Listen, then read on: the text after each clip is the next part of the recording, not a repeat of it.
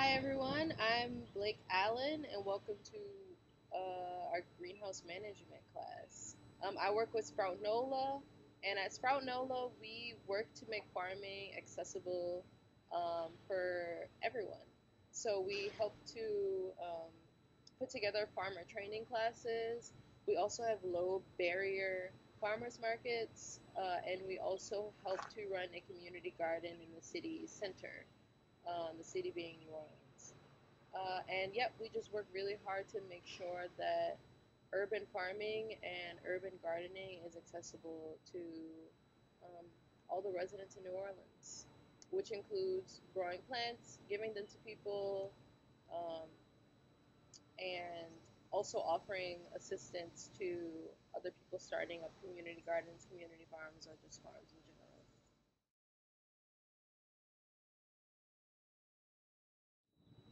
Hi everyone, my name is Becca Greaney and I'm the greenhouse manager here at Sprout. So I grow a bunch of the plants that you see behind us along with our wonderful volunteers that we distribute throughout the city and use in our own community gardens. Today is a class in the Beginning Farmer Rancher Development class series that we are putting on in cooperation with Recirculating Farms Coalition. So today we'll be talking about greenhouse management and everything you need to know about the basics of growing your own plants from seed to the ground. So we're excited to have you with us. Yeah, so we're just going to go over a bunch of the basics, and some more of the classes coming up are beekeeping, aquaponics, a bunch of other like really good info that we'll be able to share with you will be coming down the line. So just stay tuned for that. So for the first part of our class, we are going to actually address what is a greenhouse. So a greenhouse is usually a structure made of transparent walls, like you see here, um, and it serves to control climatic conditions for the plants grown inside of them. So they often include heating, ventilation or fans built into them, humidity control, and supplemental lighting. And all these things help to ward off disease and insects and just keep the plants safe inside until you're ready to transplant them outdoors or take them out of the greenhouse to serve whatever purpose you have for them. And most often, we use the greenhouse as a space to prepare new plants and to seed plants in order to get ready to transplant them to be grown outdoors and at our community garden, or to be distributed to other community gardens. Um, and so you can make a greenhouse out of a super wide range of materials. Um, since the purpose of a greenhouse is to control the climate uh, for a plant, you can mimic these control methods using a wide range of things. So we're going to talk about some key terms, and we're also going to talk about some seed starting basics, just to help everyone build a really solid foundation in order to have a better understanding of what materials you might need or may be able to use in order to create the greenhouse that you want to do the things that you wanted to do. Okay, y'all. So we brought out some examples just to show y'all some key things that go on and common things that occur when you're starting plants. So one of the things that we wanted to talk about, and one of the things that are super common, is when you have a leggy seedling. So basically, when a seedling is leggy, it just means that the stem is too long and is growing way faster than it's able to support the leaves on top.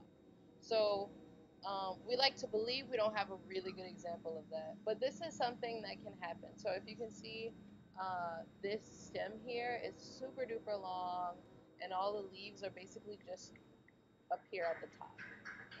You don't really want that. You want evenly spaced leaf growth, so that way these leaves don't tilt the plant over, or um, you know, that can lead to other more harsh things happening to the plant later in its life. So the reason why a seedling will get leggy is if you don't give it enough sunlight. So, and you want to avoid this because it'll make it harder for them to establish themselves later on.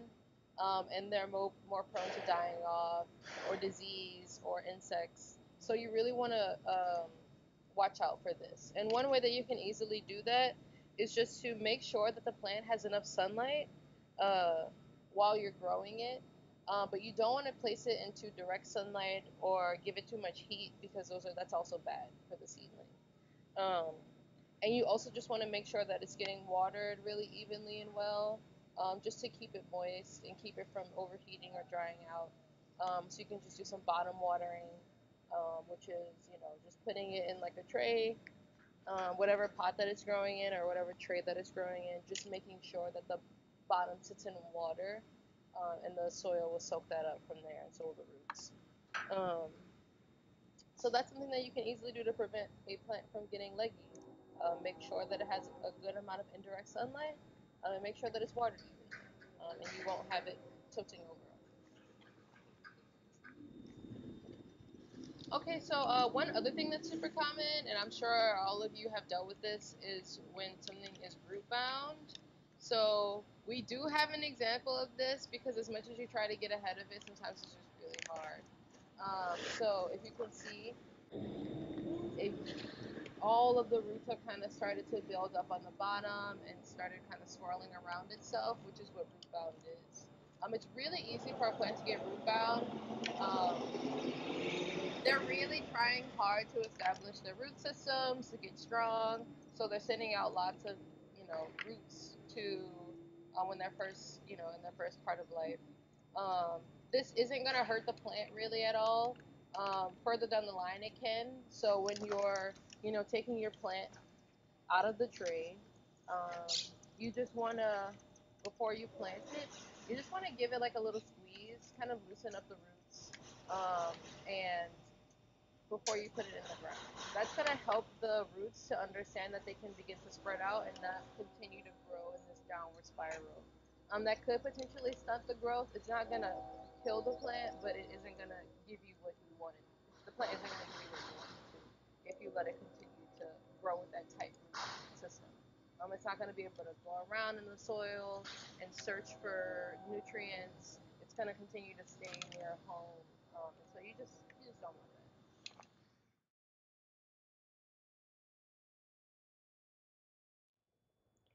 Okay, so we also want to go over a few more terms and things you'll be using in the greenhouse. The first thing we usually use is a tray, and we call them by how many cells they have, and a cell is each one of these little holes. So this one's called a 72 because there are 72 cells, and 72s are good to use for most vegetables and like annuals, so things you're growing for each summer or spring season, so broccoli, squash, tomatoes, things like that. And this is the tray that we use most commonly. See, it goes like that. The reason that we start things in trays is for a few reasons. It's like, one, it allows us to see which seeds germinate. It gives them a good home for the size of the seed to start germinating and shedding its seed coat. And then it's easy to grow so many in one small space. So instead of like seeding them in the ground, you can grow them in the greenhouse, watch how their germination progresses, pick the healthy ones, like address things as they come up in a tray is much easier than things are already in the field. There are a lot of different size trays though, so this one is a 216. You can tell it has a lot more holes that are much smaller. You'd want to do this for something that you know is either good at germinating in small spaces, so it'd be like seeds that are much smaller, like herbs or specialty flowers are good for this size tray. And you'd also might want to use this if you're, say, a commercial grower and you're trying to grow a lot of plants at once and you have a lot of space to fill. You just also need to know that you might have to bump it up, which means transplanting it into a different size tray. So sometimes I'll use this size tray for my snapdragons. And then if they're not quite ready or if they start getting a little bit leggy, as we talked about before, I'll bump them up into a 72 before they're ready to plant. But most often in our greenhouse, we're using 72s. And since this one is leggy, I would actually pot this one up or bump it up into a 4-inch pot, excuse me. And then could let it sit here for a few more weeks. So the general rule is you can use a smaller size cell, but then you might have to bump it up. And if you use a bigger size cell, it will have more time to live in that exact cell.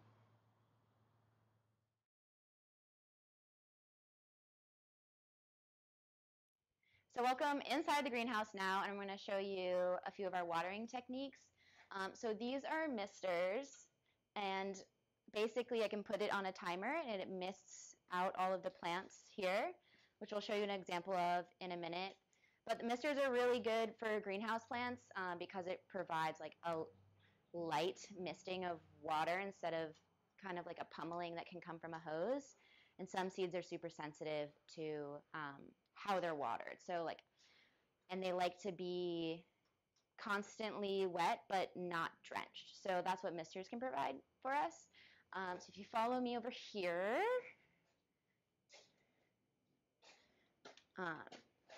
you can also see this is where our water comes from and our timer. And the timer is connected to all of the tubing for the misters that go on both sides of the greenhouse and allow us to just have all of our plants watered with mist. So I can set the timer to a bunch of different settings, and depending on the season, heat, humidity, and things like that. So it's a really nice way to be able to grow. But you don't need it. You can also just use a hose. You can use a watering can. Use what you have at the time.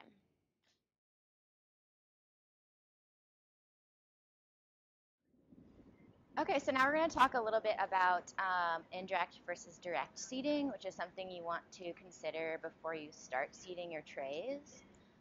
So there's a few things to consider. The first one is whether it's susceptible to root disturbance. So certain crops really don't like having their roots disturbed. So in that case, you want to plant it right where it's going to be for its whole life cycle. So that can include things like carrots, radishes, beets, anything that has a root that that's what you're going for.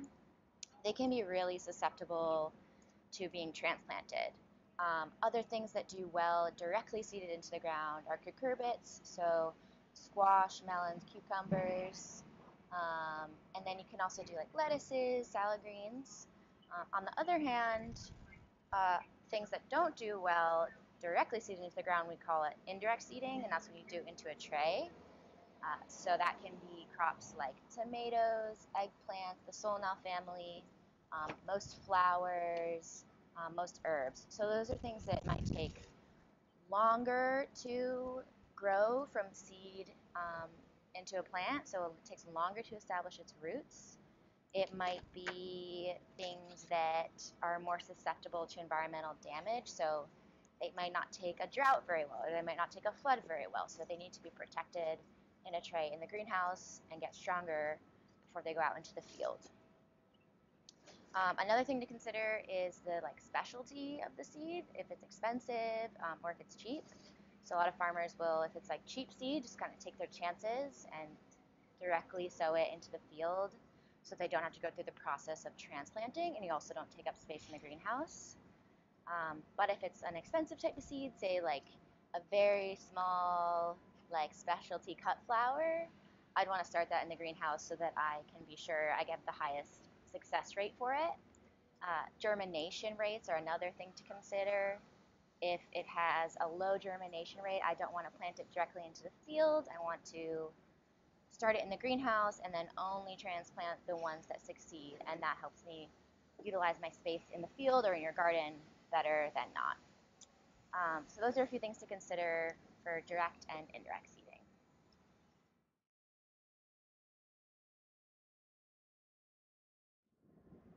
All right, so now we're going to show you how to seed a tray.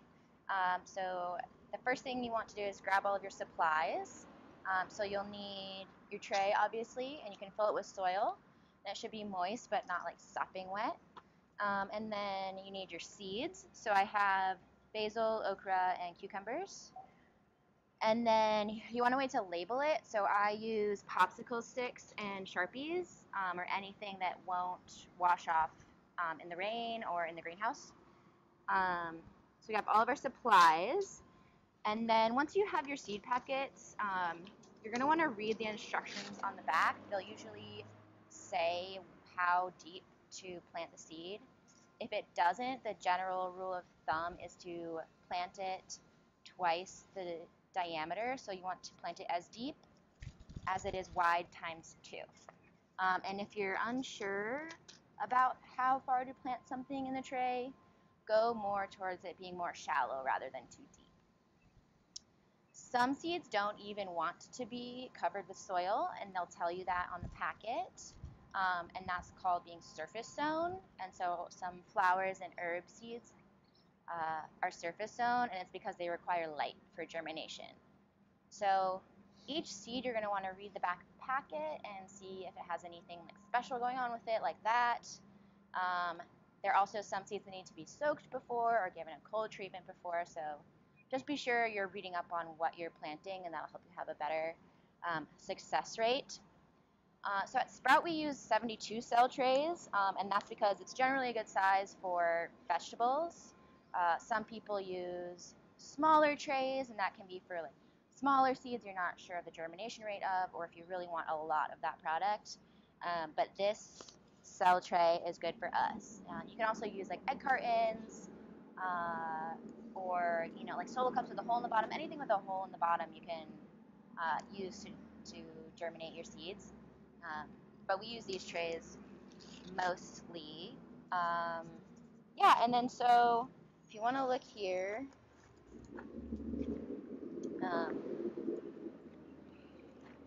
so I would look at these. We have a cucumber, okra, and the tiny black ones are basil. And so they're all just going to need different treatment. So I would plant it 2 times the width here deep. So that's about a 1/4 inch. But it'll say so on the back of the packet. And I'll show you how I seed coming up next.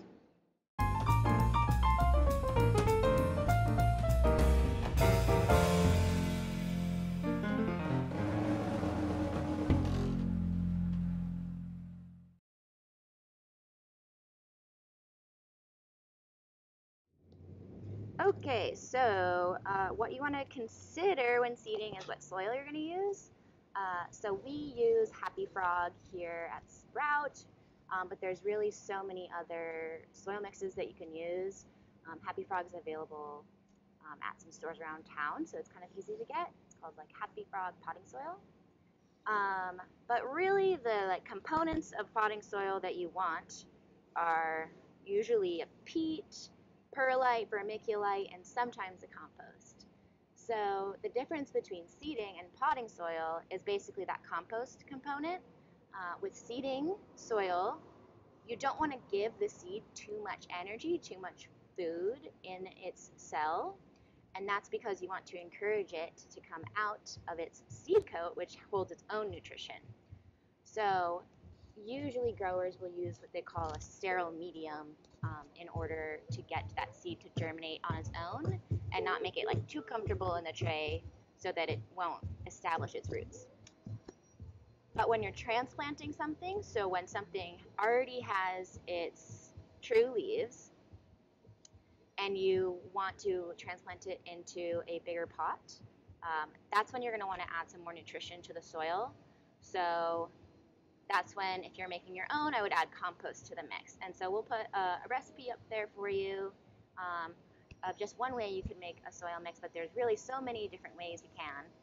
And the big difference between seeding and transplanting mixes, or seeding and potting mixes, is that the transplanting or potting mix is going to have something to fertilize it, so compost or some other manner that it'll be getting fed to grow stronger.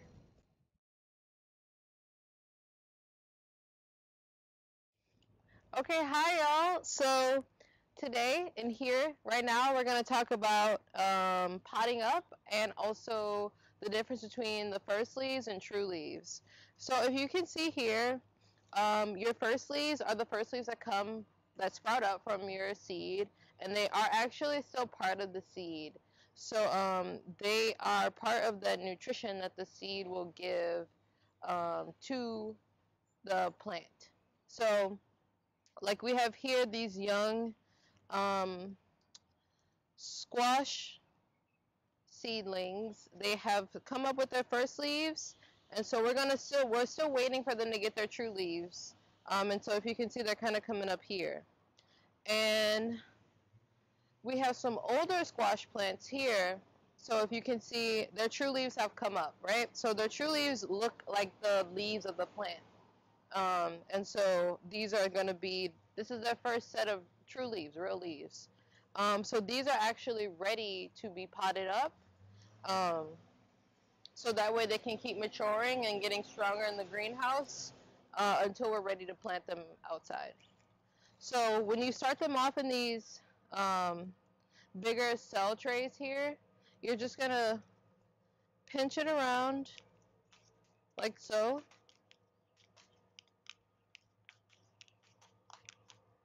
Until it's loose enough, because you don't want to damage the plant, you know.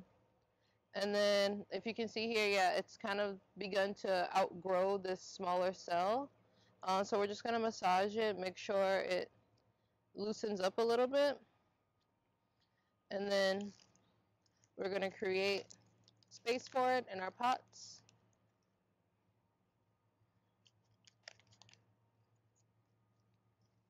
And then plant it. And then of course you're going to make sure it's well watered. And this step is only for if you are wanting them to be a little bit bigger before you put them in the ground, because of course it does create more space in your greenhouse, but it also helps your plant to have a longer life in the greenhouse and grow up to be a little bit more protected during these early stages.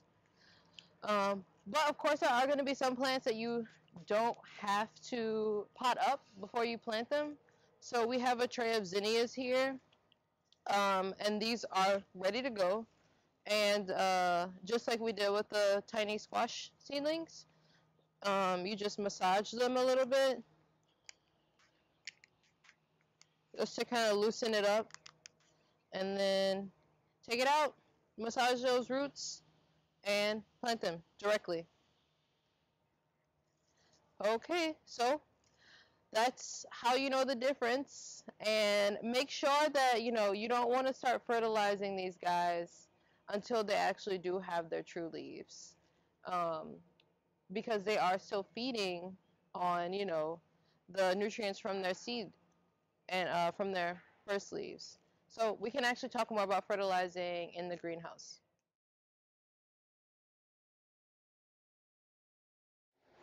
Okay, so we are here in the greenhouse, and we'll just talk a little bit more about fertilizing, when to start fertilizing, and what you'll want to use on the young plants. So, like we said before, you're definitely going to want to wait until they have their true leaves to begin fertilizing. And it's really good to use things like compost tea, fish emulsion, kelp mixes, seaweed. And it's really important to make sure that you're diluting it to its proper, to the proper solution. So, because they can be burned really easily and they can be overloaded, as we talked about before, they are still getting nutrients from their seed pods when they're really young. So you don't want to overfeed them and over-fertilize them. That can really stunt them and harm them. But a good way to apply the fertilizer is to kind of mist them. I would say after they have 2 sets of true leaves, that especially with like compost tea and things like that, it really helps them to stay protected from diseases, and helps them to kind of outgrow pests. And so it's really good to make sure that you are spraying them with a fertilizer that's going to help them later on in life and in the early part of their life. So just make sure that it's diluted correctly. Something we use here is this C+ liquid fish and seaweed. And so, yeah, anything that you can do that's organic and won't burn the young plants is going to be the way to go. So, yeah, that's fertilizing in the greenhouse.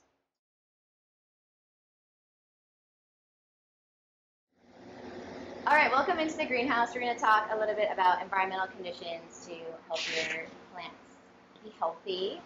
So I wanted to point out that airflow is really important, so you don't want stagnant air.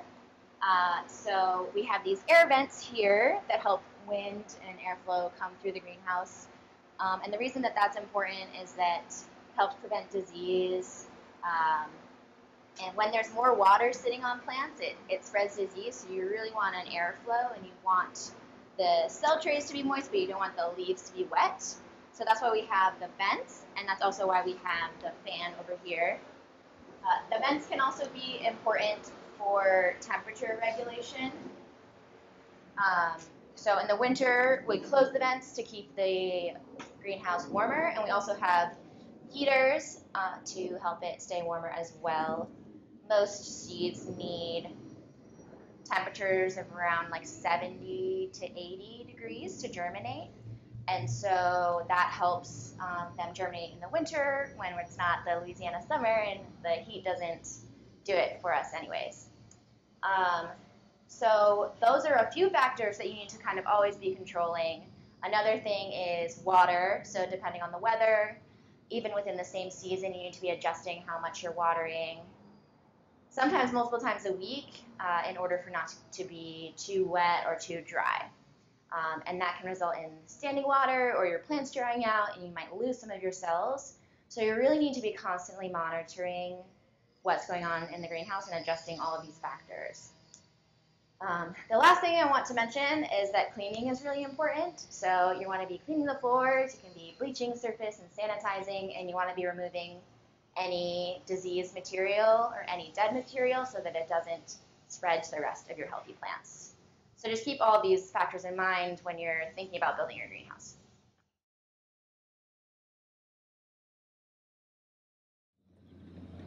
So we're going to talk about having a greenhouse. So you can buy a greenhouse kit for anywhere from $40 to $900, or you can make your own. But either way, you're going to want to consider what the greenhouse is made out of. And a huge deciding factor of that is, where do you live? What is the climate like? So some common frame structures and what they're made out of for greenhouses are steel, aluminum, wood, and PVC piping. So steel is great for super big greenhouses. They can take a lot of weight.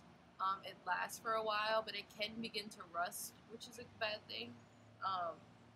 But they can take a lot of weight for whatever walls you might want to use for your greenhouse. So steel and glass are great together,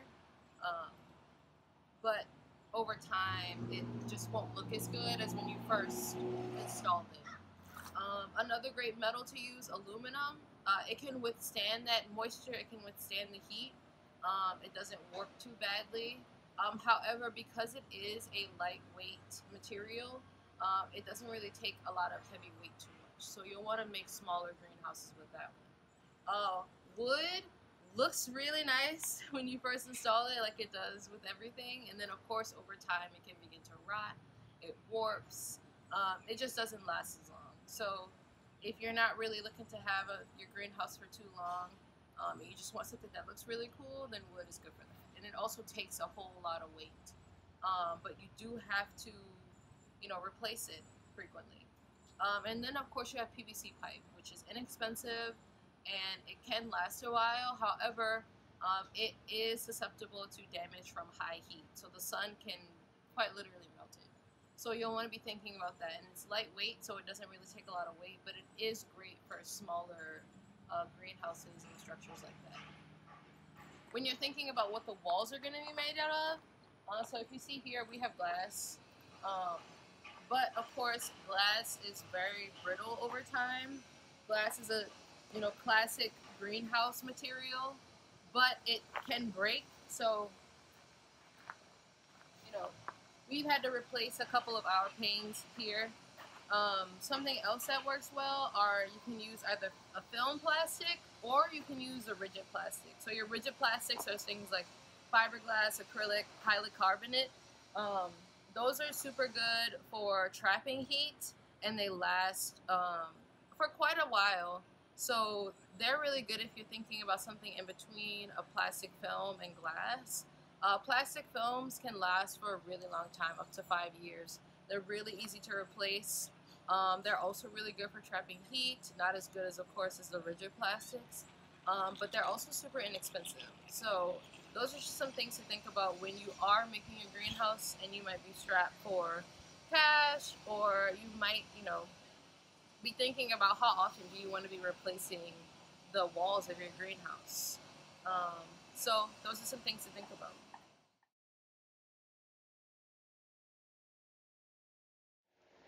Okay, y'all, so we've talked a little bit about what you should make your greenhouse out of. And so what's in your greenhouse, you're going to want to have quite a few things. So if you can see all around, we have our shelving. This is going to help us manage space. And it also helps to elevate the plants up to be closer to the misters. And of course, just like off the ground, because you can begin to have issues on the floor with moisture and things of the sort. So you just want to make sure you have a good amount of shelving, and choosing proper materials for that. We have wooden shelves. We know that they're not going to last forever, but it's not really hard to replace them.